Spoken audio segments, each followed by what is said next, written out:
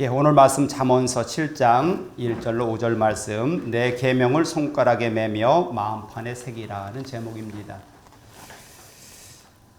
잠언 말씀, 솔로몬이 자녀들에게 하시는 말씀으로 우리가 잘 알고 있는데, 하나님께서 우리에게 하시는 말씀으로 받으시길 바랍니다. 첫 번째, 내 말을 지키며 내 계명을 간직하라 하는 겁니다. 하나님께서 우리에게 음료에 대한 설명을 하기 전에 오늘 하나님의 말씀을 먼저 이야기합니다. 세상의 모든 유혹을 넘어가려면 우리 속에 먼저 하나님의 말씀이 있어야 된다는 겁니다.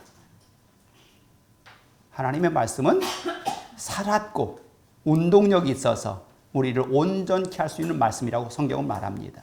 그러기에 그 말씀을 품으면 세상의 어떠한 음료라도 우리를 넘어뜨릴 수 없다는 뜻입니다.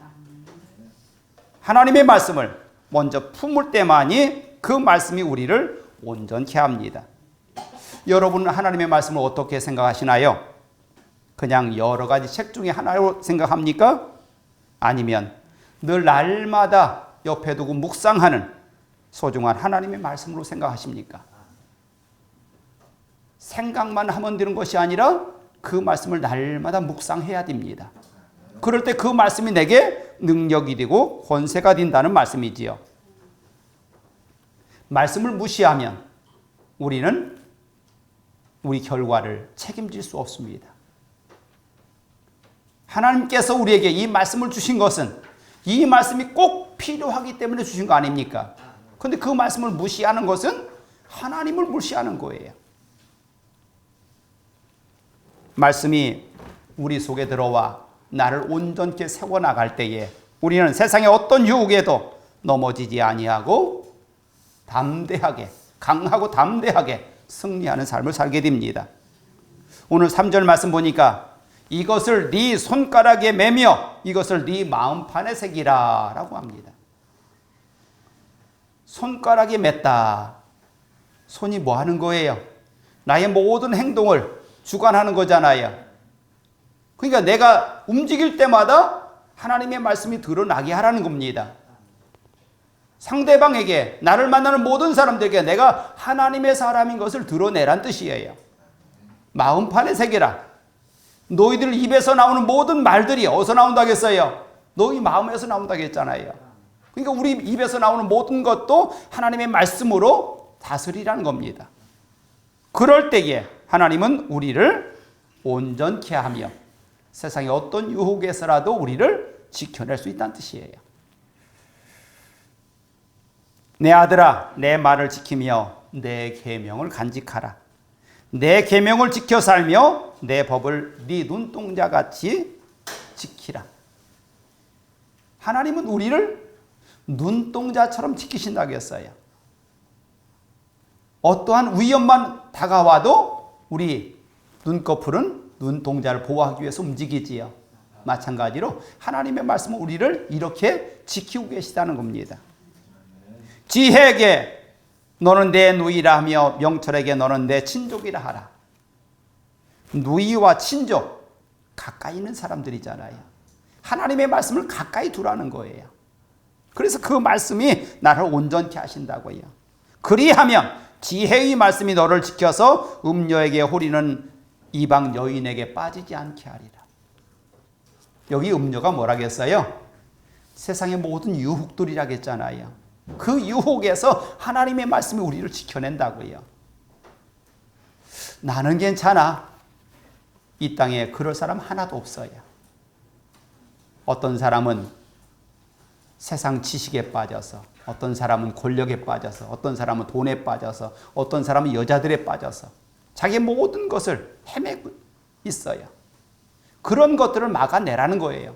뭘로요? 하나님의 말씀으로. 그래서 하나님의 말씀을 품는 자들에게만 그게 가능하다는 겁니다. 여기에 있는 음녀라고 하는 것은 여자만을 의미하는 게 아니에요. 우리가 세상에서 빠져 사는 그 모든 것들을 얘기하는 거예요. 어리석은 두 번째 이야기는 어리석은 젊은이와 음녀의 유혹이다라고 했습니다. 어리석은 젊은이. 왜 어리석을까요? 우리가 감당해야 될 것을 감당하지 못하는 사람들을 어리석다고 그래요. 그 어리석음은 어디서 왔어요? 여기 끼우 저기 끼우 하다가 내 것을 잃어버리기 때문에 어리석다고 하는 거예요.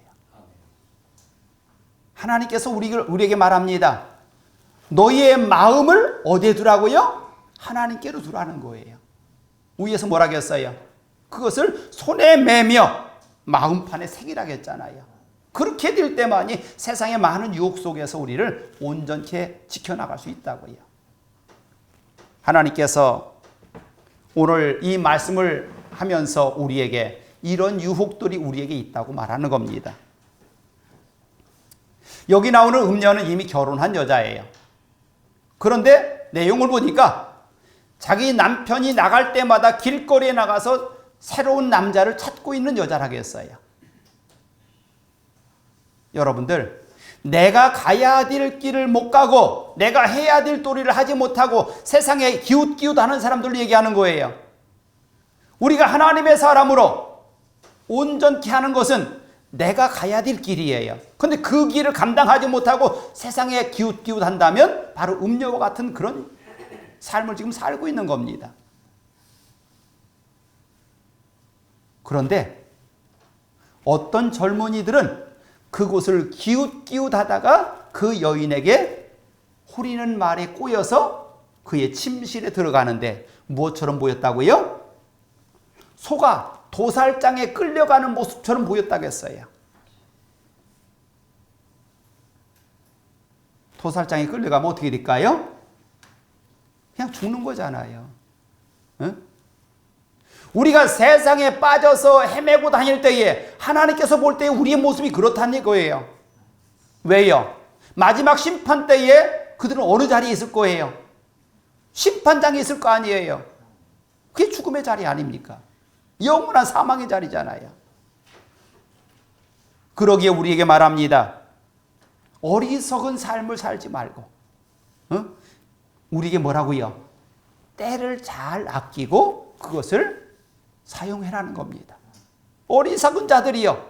누구한테 가서? 개미에게 가서 때 아끼는 것을 배우라고 하잖아요. 때를 놓치지 말라는 거예요. 올 한 해 처음에 시작할 때 우리는 많은 것을 계획합니다. 이것도 해야 되겠고 저것도 해야 되겠고. 그런데 시간이 닿고 지나가는데 결과는 뭐예요? 아이고 한 것이 없네. 이룬 것이 없네. 응? 하나님 앞에 우리가 이제 계절은 가을을 넘어가서 이제 겨울로 들어가는데 행여나 우리의 신앙까지 그래서는 안 되잖아요. 우리의 모든 삶 속에 하나님은 날마다 빛을 비추고 있는데 우리에게 뭐라고 해요? 너희들은 빛이라 하시면서요. 그런데 하나님께서 우리에게 빛이라고 하신 이유가 있어요. 그 빛을 가지고 세상을 비추라는 겁니다. 많은 사람들에게 너희들의 빛을 비추어서 그들의 입에서 하나님을 찬송하며 나오게 만들라는 거예요. 이게 우리들의 하나님께서 보내신 사명이잖아요. 하나님은 우리들이 세상의 그 유혹에서 나를 지켜낼 것은 하나님의 말씀밖에 없다고 말씀하시는 겁니다.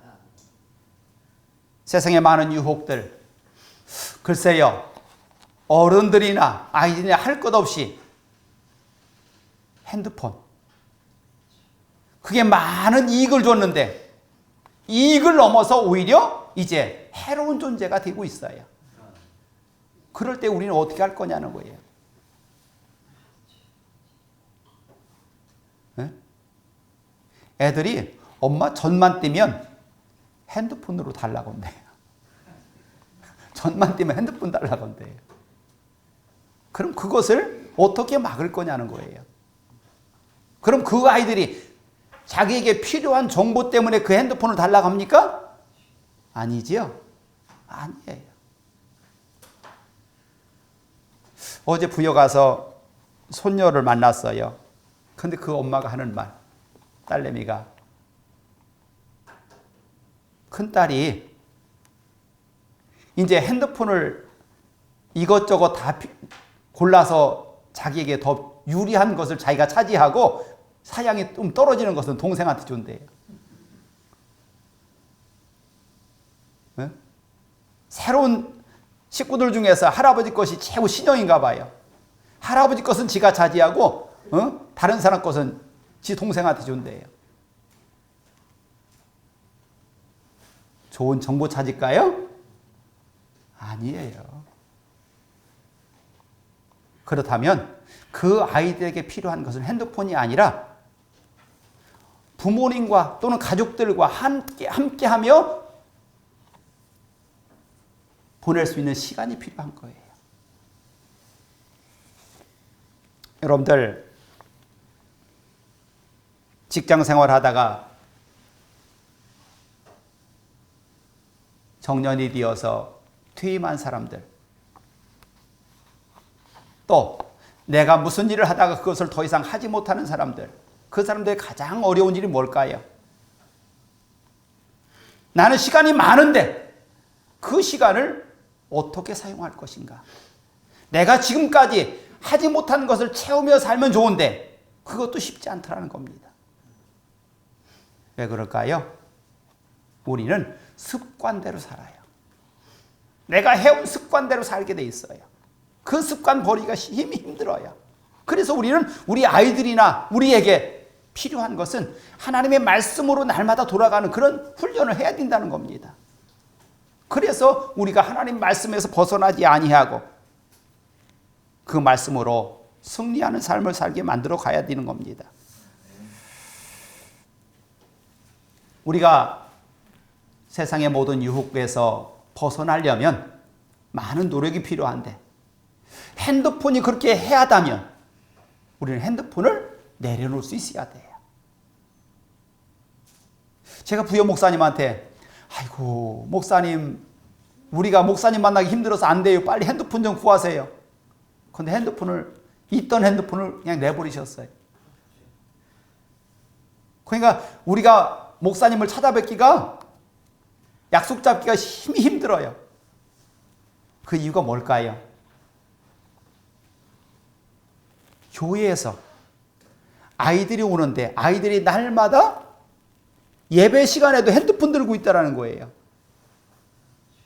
그래서 그것을 금하기 위해서 내가 먼저 핸드폰을 버렸대요. 우리 자녀들에게 그런 마음을 가져야 될 줄 압니다. 내가 먼저 손수 실천하고 나서야 우리 자녀들에게 그것을 요구할 수 있다는 얘기지. 그런데 나는 핸드폰 가지고 놀면서 우리 아이들에게 하지 말라고 하는 것은 말이 안 돼요. 내가 내 집에 들창으로 살창으로 내다보다가 어리석은 젊은 사람을 보았는데 그는 지나가다가 어디로 갔어요? 음녀의 골목 모퉁이를 가까이 하여 그의 집으로 가는데 라고 되어 있어요. 우리가 세상에 많은 유혹이 있는데 그 유혹에 가까이 가는데 자녀들이 가고 있다는데 그것을 지켜만 보겠습니까? 그래서는 안 되잖아요. 저물 때 황혼 때 깊은 밤 흑암 중에라. 저물 때 황혼 때 깊은 밤 흑암 중에라. 어두면 잘 보여요? 안 보여요? 안 보이지요? 때가 다 되고 나면 더 이상 의미를 두지 않아요. 그런데 하나님은 그 때를 조심하라고 말씀하는 거예요.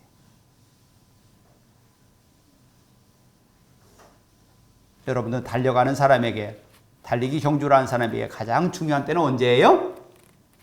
마지막 결승선을 통과하는 시간일 겁니다. 그때 어떤 상황이었냐에 따라서 어떤 사람은 1등이라고 하고 어떤 사람은 꼴찌라고 합니다. 무슨 얘기입니까? 우리에게 주어진 시간이라면 그 끝까지 최선을 다하는 우리가 돼야 된다는 겁니다. 하나님께서 우리에게 이 말씀을 준 것은 우리가 끝까지 경주하는 자에게 하나님은 상 주실 거라고 말씀하고 있어요. 지금 내가 과거에 뭐 했던 것들 거기에 빠져서 있으면 안 돼요. 과거 이야기하는 사람들, 지금 현재는 어떻게 됐을까요? 잘못됐다는 얘기예요. 옛날 이야기하지 말고 우리는 내일을 꿈꾸는 사람 되기를 바랍니다. 제가 모세 이야기를 했어요. 모세가 하나님의 일을 시작하는데 몇 살에? 80살에 시작했다겠어요. 그래서 그는 40년 동안 그 일을 감당했다겠어요. 왜 그 말씀을 드렸습니까? 우리 어른들 때문에 그 말씀을 드렸어요. 처음에. 아이고 내가 뭐 해라고 하시길래 아닙니다. 성경에 보니까 모세는 80살이 돼서야 그 일을 하나님의 일을 시작하더랍니다. 그랬어요. 제가 그 말씀을 드린 이유는 내가 하나님 앞에 부름받을 때까지 우리는 최선을 다하자는 얘기입니다. 그리고 나서야 하나님 앞에 착하고 충성된 종이라는 그 말씀을 들을 수 있는 겁니다. 여러분들, 세상의 많은 유혹 속에서 우리를 건져낼 수 있는 방법 딱 한 가지밖에 없어요. 하나님의 말씀을 손에 메고 마음에 심으라는 겁니다. 또 우리 자녀들을 지킬 수 있는 방법 그거밖에 없어요. 하나님의 말씀 아니고는 저들이 세상에서 자기를 지켜낼 수가 없어요. 그게 오늘의 세상입니다. 그런데 우리가 그들에게 해야 될 것은 하나님의 말씀을 품으라는 말씀 그 뒤에다 붙일 말이 있어요. 여러분들이 유혹을 만나면 그들과 대항하지 말라는 겁니다. 그 자리를 피하라는 거예요. 그 자리를 피하라고 가르쳐야 돼요. 행여나 그것을 상대하거나 아니면 거기에 순응한다면 자녀들은 거기에 넘어지고 말 겁니다. 그 말씀 보니까 그 여인이 그 청년을 가까이 온 청년을 끼기 위해서 하는 말이 있습니다. 내가 화목제를 드려 서원한 것을 오늘 갚았노라 라고 합니다. 여기 화목제가 뭡니까? 나의 모든 죄를 다 용서받고 모든 사람과 하나 되기 위해서 드린 게 화목제입니다. 그런 화목제를 드렸다면 그 여인이 길거리 나가서 다른 남자를 찾겠습니까? 이건 뭐 어떤 말이에요? 거짓말이에요. 그런데 번지르르한 거짓말에 넘어가서 우리 자녀들이 망가진다는 거예요. 세상의 많은 유혹들은요, 사실보다 더 사실 같은 거짓말을 하고 있는 거예요.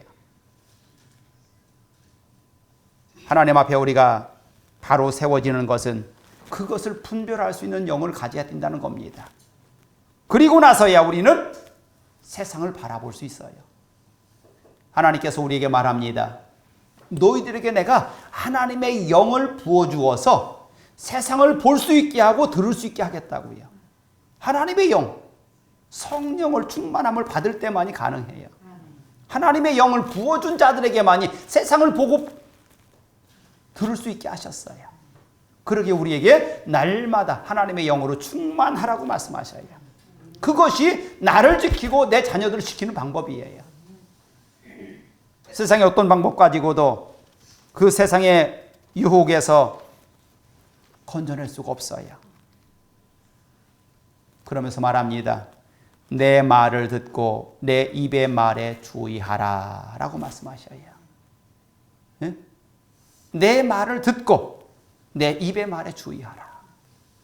하나님께서 우리에게 하나님의 말씀에 내 귀를 기울이고 하나님의 입에서 나오는 말씀을 우리가 집중해야만 이 모든 유혹에서 우리가 헤어날 수 있다는 말씀입니다. 잠언을 그냥 읽어보다 보면 아하, 선과 악을 구별하는 말이구나 라고 얘기합니다. 좀 더 가까이 가면 도덕적으로 살 수 있게 하는 말씀이구나 라고 얘기합니다. 그런데 하나님의 말씀은 그런 말씀이 아니라 우리 속에 들어와서 나를 온전케 할 수 있는 능력 있는 말씀이에요. 이게 하나님 말씀이에요. 행여나 우리가 이 말씀을 경홀히 여기다가 행여나 세상을 심판하는 그날이 왔다면 우리는 하나님 앞에 갈 수 없어요. 그러면 내게 주어진 그 시간들이 얼마나 소중한지를 우리는 깨달아야 돼요. 날마다 주어지는 시간이 아닌 것을 알아야 돼요. 제가 화분을 들여놓다가 한 가지를 이걸 들여놓을까 말까 고민했어요. 이것이 밖에서도 살 수 있는 나무라면 좋겠다 하고서 밖에 그냥 놔뒀어요. 그런데 어제 그젠가 한 며칠 추웠지요. 추운데 보니까 그 이파리가 싹 죽더라고요. 내가 잘못했나? 그러고 오늘 또 쳐다봤어요. 쳐다봤더니 그 가지에서 나오는 꽃눈 있지요. 꽃눈 잎눈은 그대로 또 있더라고요. 그래서 얘는 겨울에 밖에서 잎이 떨어졌다가도 봄이면 싹이 날 수 있겠다라고 생각을 했어요. 왜 이 말씀을 드릴까요? 저 나무까지는요, 이파리를 다 떨어뜨려서 다 죽은 것 같이 보여도 내년에 싹눈이, 잎눈이 나오고 꽃이 피는 것들이 있어요. 그런데 우리의 영들은 어떨까요? 죽은 것 같다가 살아날 수 있는 영? 없어요. 왜요? 그 영이 한번 화인 맞으면 더 이상 깨어날 수 없다고요. 우리 자녀들의 영도 마찬가지예요. 제가 올해에 여러분들에게 온 가족이 구원받을 수 있는 그런 해가 되게 해달라고 기도하자겠어요. 그냥 시간만 흘러가면 되는 것이 아니라 내가 그 때를 잘 회복시켜야 돼요. 그 때를 잘 찾아내야 돼요. 그래야만 내 가정에 이런 날이 오는 겁니다. 영생으로 가는 생명의 길은 생명나무, 지혜라겠어요. 하나님의 말씀이 지혜라겠잖아요. 그 지혜의 말씀을 우리가 먹지 아니하고 그 말씀을 지키지 아니하고 우리가 생명이 살아난다는 건 그건 거짓말이에요. 이런 방법 저런 방법 여러 가지 방법이 있다고 말하는 것도 거짓말이에요. 아니에요. 하나님의 말씀이 아니고는 저들을 살려낼 수 없어요. 그러기에 그 말씀을 가르치고 지키게 하라는 거예요. 그래야만 그 속에서 생명이 싹트고 살아나서 나중에 꽃이 피고 열매가 맺히는 거 아닙니까? 그냥 지켜만 봐서는 되는 게 아니에요. 여러분들 지혜를 얻기 위해서 여러분들 얼마나 마음을 쓰고 있습니까? 얼마나 기도하고 있습니까? 그 기도를 하지 않고 있다면 여러분들은 지금 잘못 살고 있는 거예요. 지혜를 얻기 위해서 우리가 기도하지 않는다면, 하나님의 지혜 달라고 기도하지 않는다면 우리는 지금 잘못 살고 있는 거예요. 왜요? 그 지혜의 말씀에 뭐가 있다고요? 생명이 있기 때문에 그렇습니다. 그 생명의 말씀이 내 속에 없이는 안 돼요. 자신만만해서 세상에 나가서 성공한다고 했던 작은 아들 어땠어요? 나가 성공하고 왔어요? 아니요. 거지가 돼서 왔어요. 거지가 돼서 왔어요. 근데 그가 돌이킬 수 있었던 말은 딱 한 가지입니다. 내가 아버지한테 가서 내가 더 이상 아들이 아니라 나를 일꾼으로라도 나를 써달라고 아버지께로 돌아왔더니 그의 모든 신분이 다 회복되었다는 것이 그 이야기잖아요.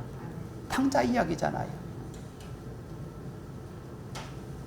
하나님께로 돌아오지 아니하고 지금 세상에 머뭇머뭇하고 있다면 그는 아직도 그 속에 생명이 없는 거예요. 그가 어떻게 살았습니까? 돈을 가지고 나가서 떨어질 때까지는 많은 친구들이 있었고 많은 것을 누리고 살았어요. 근데 그 돈이 떨어지고 나니까 어디로 갔다고요? 돼지우리 가서 돼지 치면서 돼지가 먹는 쥐염 열매 먹고 살았다겠어요. 근데 나중에는 주인이 그것도 안 주더라는 겁니다. 더 이상 먹을 것이 없자 그가 찾은 게 누구였어요? 아버지였어요. 그때 하는 말, 우리 집에는 아버지 밑에서 일하는 일꾼들 많은 것을 배불리 먹으며 사는 그 일꾼들도 있는데 나는 이게 뭐 하는 거야? 라고 했다겠어요. 그걸 생각하니까 우리 집에만 가면 나는 먹고 사는 건 문제가 안 되는데 내가 일꾼으로라도 살면 먹고 사는 건 문제가 안 되는데 그렇게 생각하고 나니까 집에로 돌아왔어요. 돌아왔더니 어떤 일이 벌어져요? 아버지가 하는 말, 죽었던 아들이 다시 살았다. 살아 돌아왔다. 아버지 품을 재산을 나눠서 떠날 때는 아버지는 뭐라고 생각했다는 얘기야? 제가 죽으러 간다고 생각했어요.